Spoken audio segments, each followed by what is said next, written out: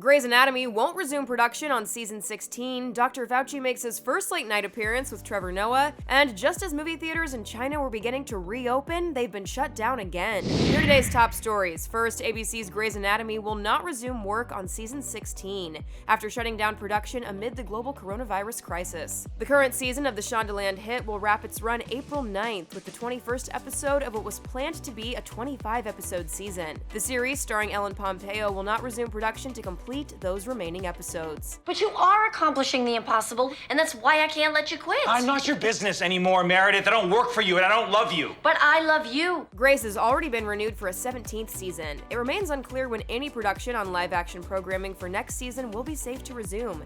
Traditionally, returning shows resume filming in July. Next, Dr. Anthony Fauci made his first late-night appearance on Trevor Noah's The Daily Social Distancing Show on Thursday night. The White House Coronavirus Task Force member and director of the National Institute of Allergy and Infectious Diseases joined Noah to discuss the latest developments in the coronavirus pandemic. The virus is the clock, Trevor.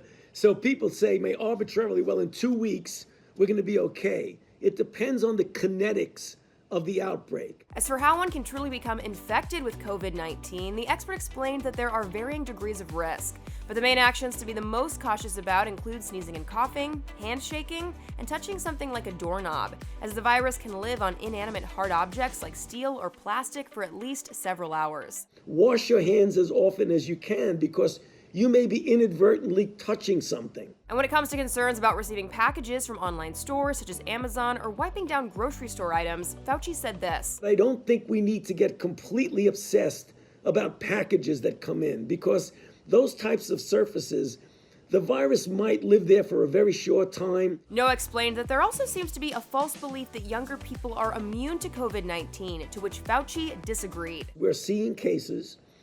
Most of them have some underlying disease, but several don't, who are young people, 30s, 40s, who are getting sick, getting into the hospital, requiring intensive care.